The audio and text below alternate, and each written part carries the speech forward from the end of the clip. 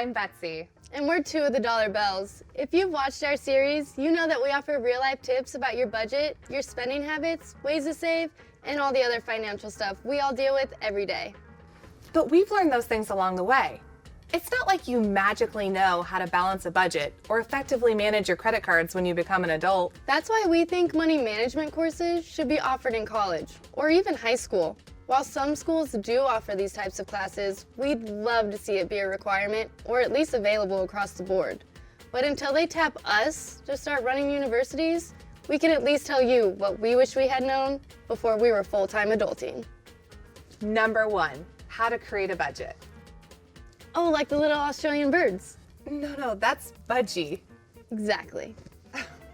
A lot of times young adults are left to their own devices when it comes to creating a budget, which means a lot of trial and error, and the occasional missed bill or high credit card balance. There are a lot of apps available that will help you budget, so maybe that's a good place to start. Just being aware of how you're spending your money is a good first step to figuring out how you should be spending it. Number 2, how to safely establish credit. We have a whole video on how you can establish good credit history. We'll link that below, so we won't go into the nuts and bolts too much here. Getting that history under your belt is very important for things like renting an apartment, taking out an auto loan, and eventually getting a mortgage. But you don't want to go out and get a super high interest credit card and rack up the purchases just to establish credit.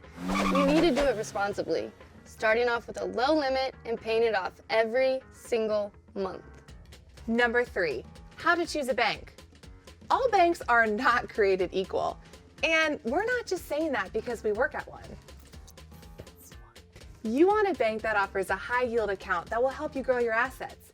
A few other things to consider when choosing a bank are things like free checking accounts, free debit cards, and online and mobile banking. Number 4, how to balance a checkbook. Let's be clear, checks really aren't that popular anymore.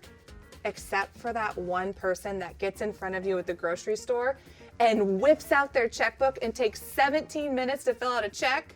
Ugh, obviously. But even if that's not you, it's still important to keep real-time track of the money that's coming and going. Whether it's through an old-school check ledger or an app on your phone, keep an extremely detailed account of your transactions.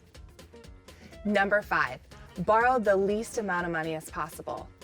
I remember when I was taking out student loans, it was just like, oh my gosh, you're gonna give me all of this money? Amazing. But that's not how it works. It may feel that way for a few years, but it's going to catch up to you eventually. So whether it's a student loan, car loan, or any other situation where you're borrowing money, make it your goal to borrow as little as humanly possible. Number 6, contribute to your retirement fund now. When you're in your early 20s, retirement is probably the last thing you're thinking about. It's easy to put off contributing to a 401k because you think you have the next few decades to figure it out. This is a terrible idea. Start contributing to your retirement as soon as you possibly can. Thanks to the magic of compounding interest, you'll have so much more money for retirement if you start young. Contributing even a small amount out of every paycheck in your 20s will make a bigger difference than if you start saving huge amounts later. So get on it. No excuses and no exceptions. Well, those are just a few things we think are pretty crucial for young adults to know as soon as possible.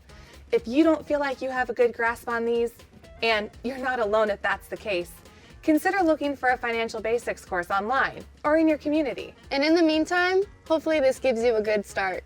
Thanks for watching today. We'll see you next time on Dollar Bells.